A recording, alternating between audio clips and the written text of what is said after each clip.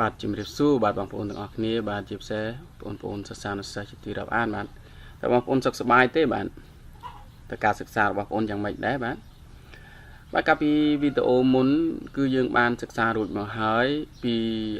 unit 42 lesson 1បាទនៅក្នុងវីដេអូនេះគឺយើងនឹងសិក្សាពី unit 32.l 42.l ប៉ុន្តែក្នុង lesson 2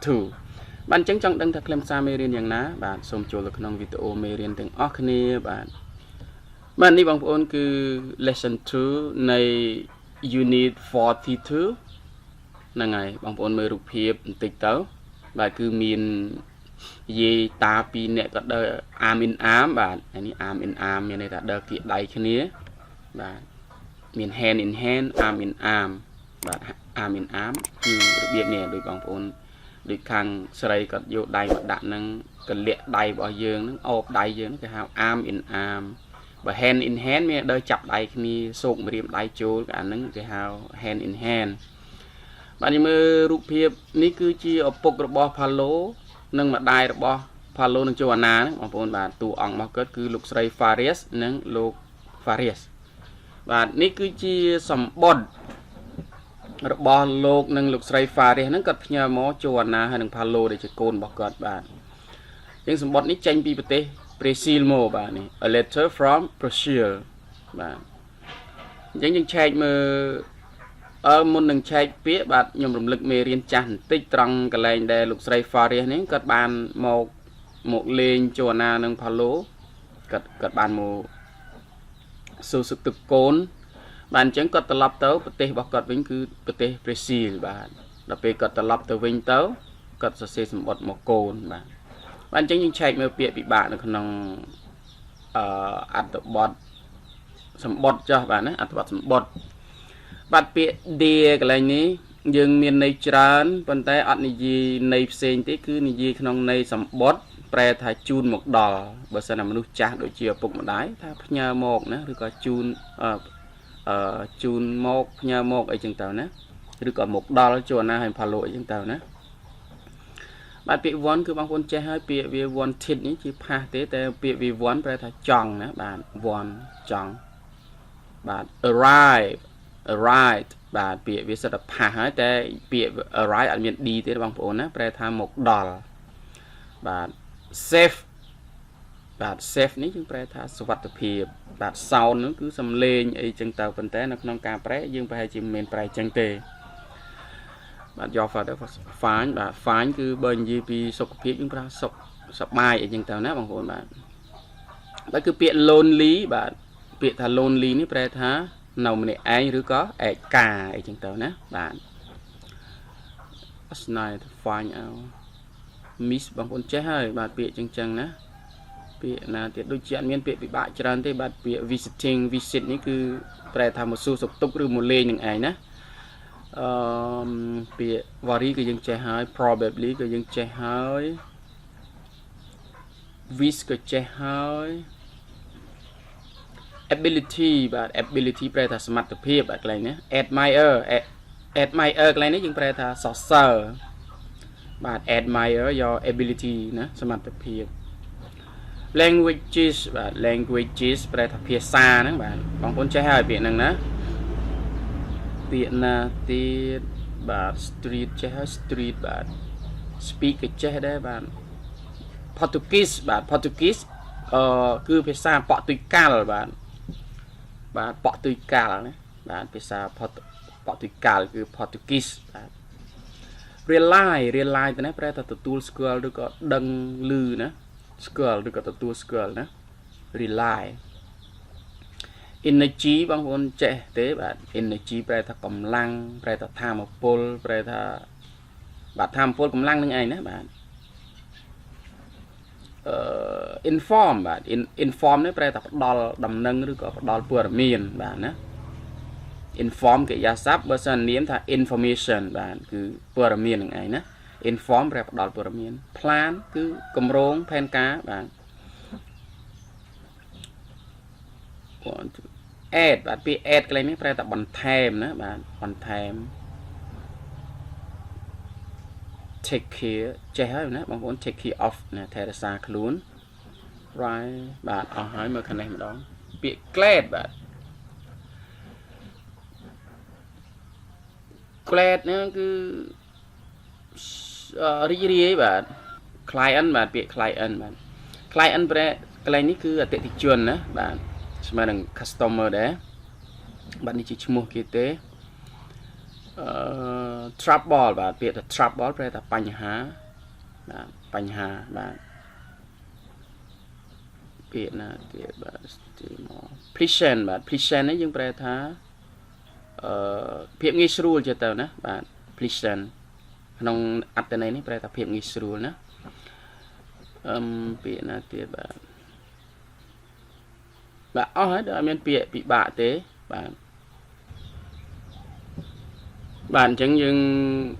អានតែម្ដងទៅបាទ lesson 2 a letter from Brazil Dear Joanna and Paulo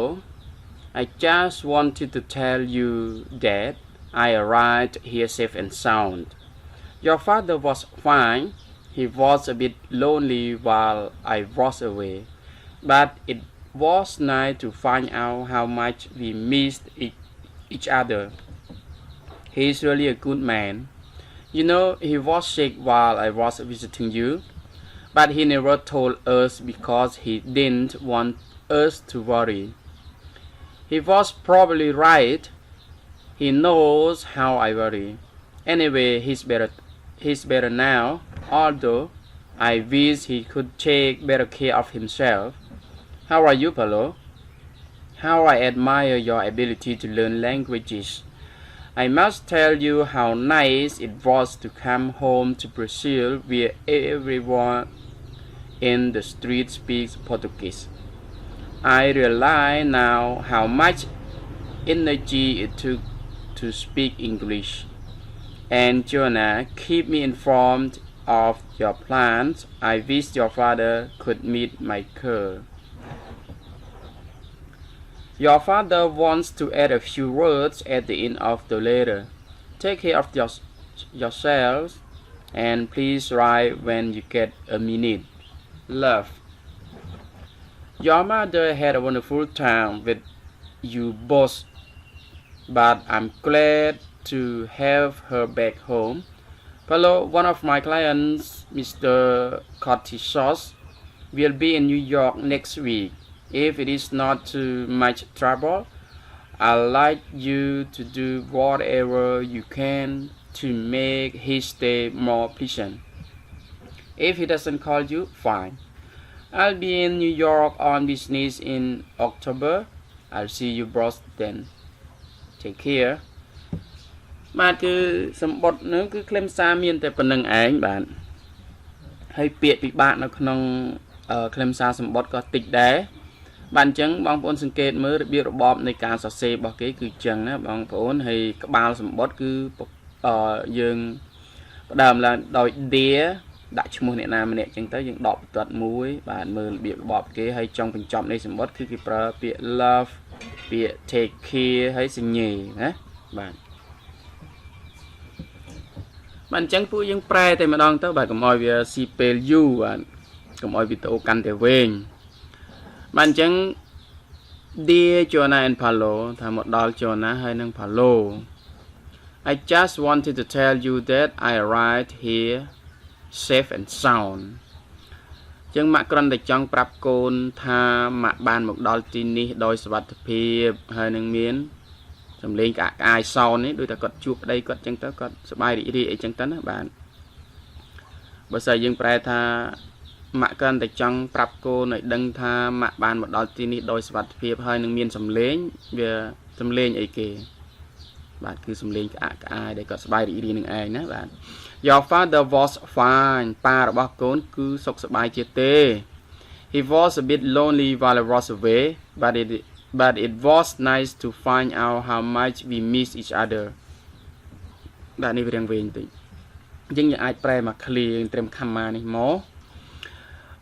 he was a bit lonely while I was away មកកណាត់នឹងសិនមកណាគាត់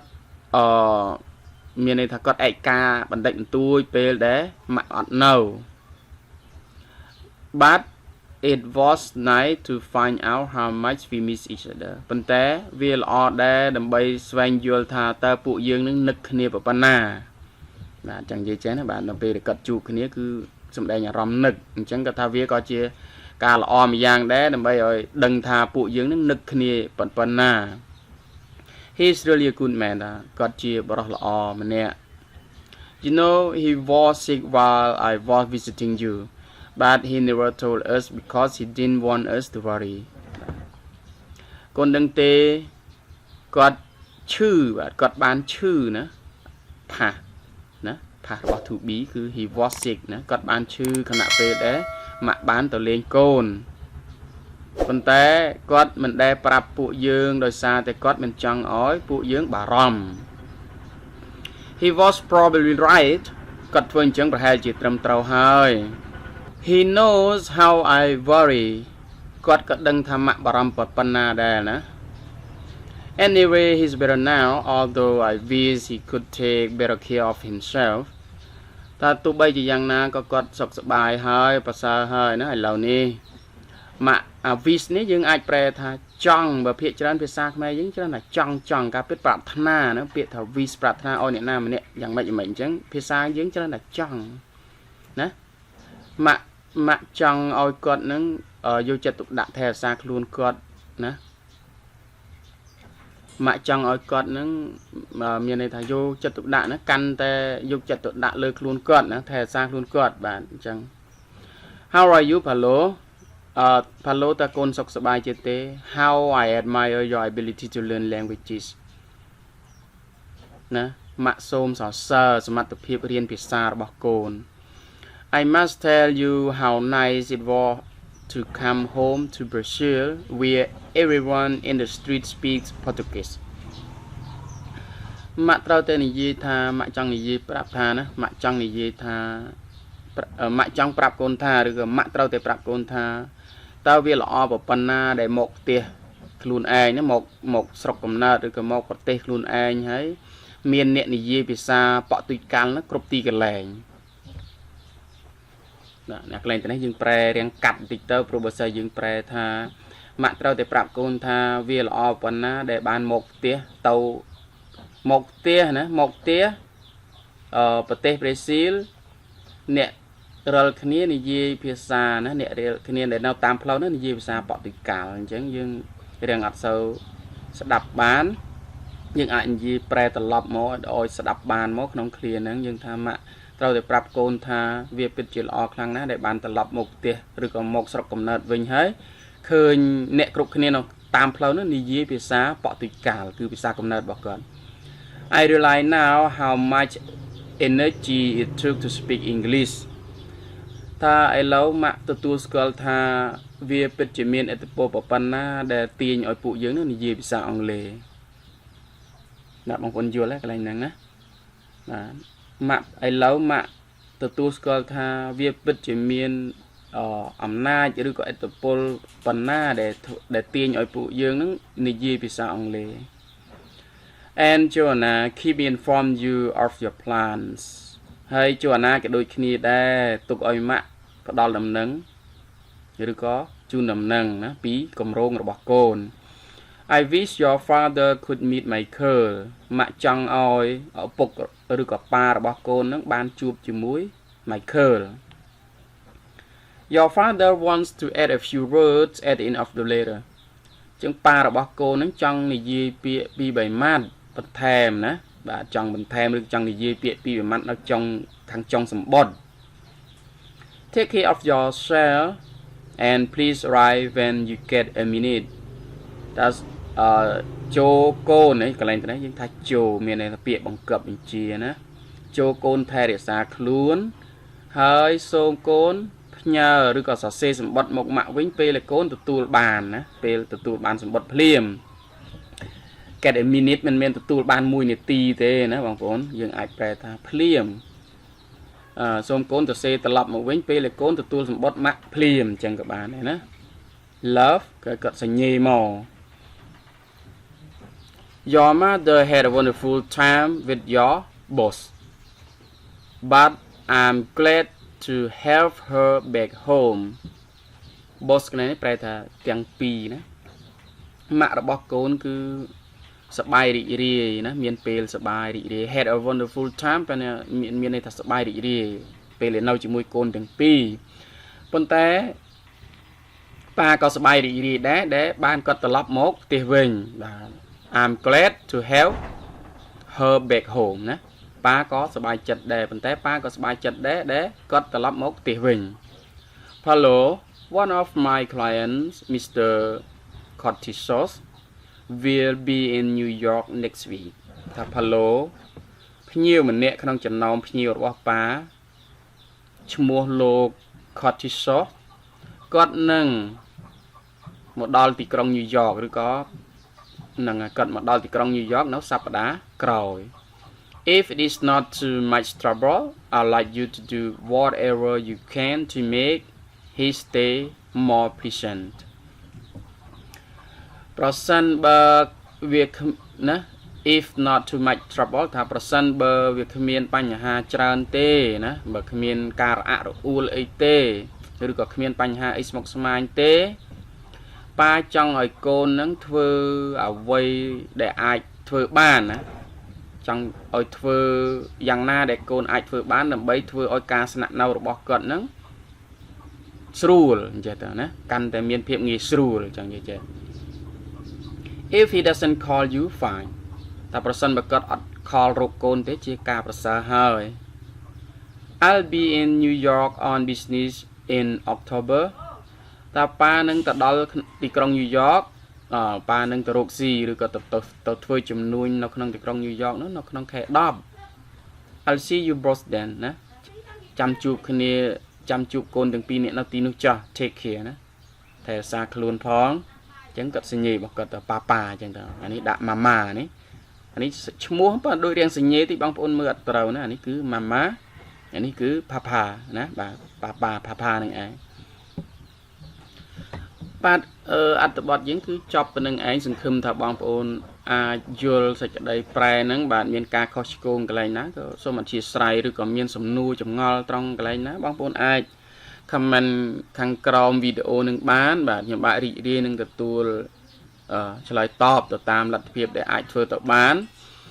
ហើយបាទអរគុណសម្រាប់ការទស្សនាវីដេអូតាំងពីដើមរហូតដល់ចប់បាទសម្រាប់បងប្អូនដែលមិនទាន់បាន subscribe channel របស់ខ្ញុំបាទសូមជួយចុចរូបសញ្ញា subscribe ហើយនឹងរូបកណ្ដឹងផងដើម្បីទទួលបានវីដេអូថ្មីៗ